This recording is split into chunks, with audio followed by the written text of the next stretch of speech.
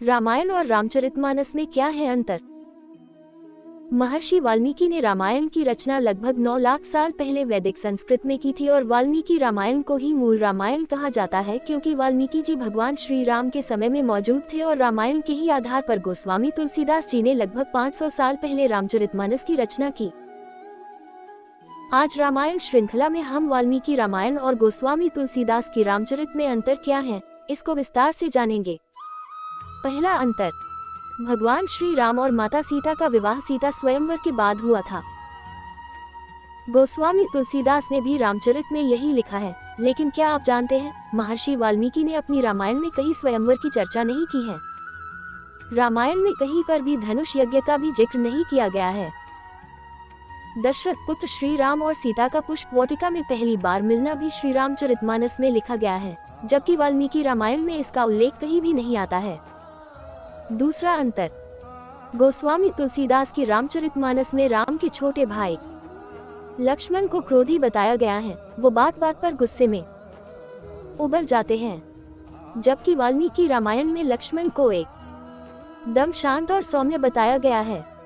पूरी रामायण में लक्ष्मण जी को सिर्फ 3 बार ही गुस्सा आता है। पहली बार लक्ष्मण जी को तब क्रोध आता है जब वो श्री राम के वनवास का समाचार सुनते हैं, दूसरी बार भरत मिलाप के समय और तीसरी बार जब किष्किंधा में सुग्रीव को वो अपनी प्रतिज्ञा याद दिलाते हैं।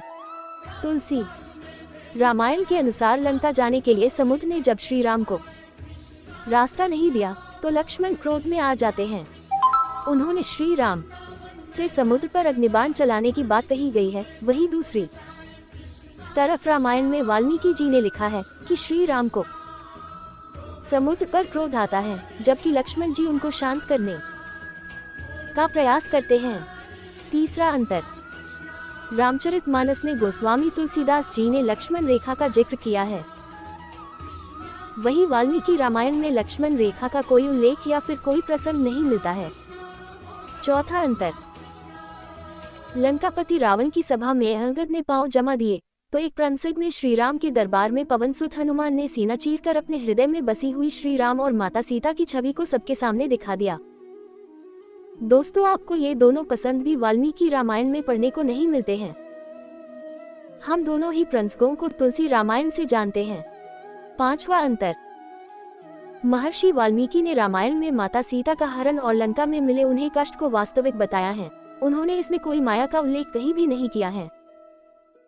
वहीं दूसरी तरफ तुलसीदास जी कहते हैं कि रावण ने जिस सीता का हरण किया था वो असली सीता नहीं थी, वो सिर्फ माता सीता की परछाई और भगवान राम की केवल एक माया थी और सीता हरण के समय भगवान राम ने माता सीता को अग्निदेव के हवाले कर दिया था। अग्नि परीक्षा केवल सीता मां को अग्निदेव से वापस प्राप्त करने के लिए आयोजित की गई थी। इस प्रसंग में वाल्मीकि और तुलसीदास दोनों का आख्यान एकदम अलग अलग दिखाई देता है। छठवां अंतर, महर्षि वाल्मीकि की रामायण के अनुसार राम रावण युद्ध 2 बार हुआ था।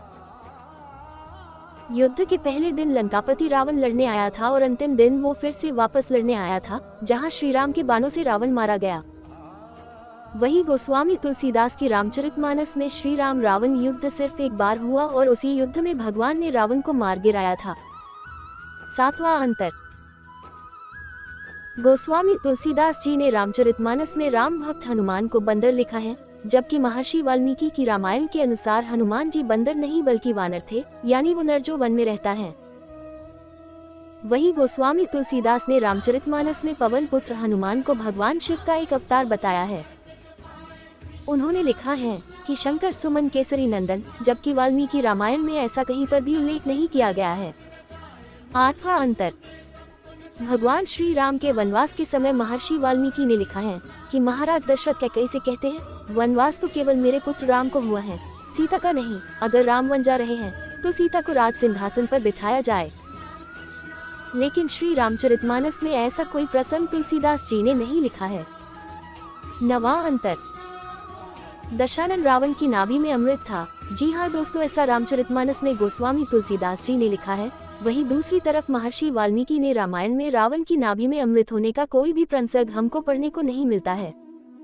10वां अंतर, गोस्वामी तुलसीदास जी की रामचरितमानस में एक उल्लेख में पढ़ने को मिलता है जब माता सीता सोने का हिरण देखती है और श्री राम से उस हिरण के चर्म को मांगती है जिसे वो अपनी कुटिया में सजाकर रखना चाहती है। लेकिन वाल्मीकि रामायण में माता सीता सोने का हिरण किसी और उद्देश्य से मांगती है।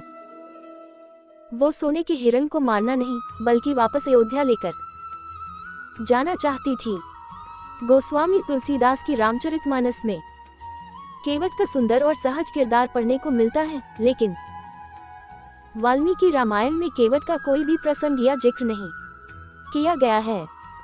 तो दोस्तों, आज के लेख में हमने रामायण और रामचरित की ऐसी अनकही और अनसुनी बातों को जाना है जो कभी रामायण में तो कभी रामचरित में पढ़ने को मिलती है। ऐसे ही अधिक जानकारियों के लिए शुभ दर्शन से जुड़े रहें।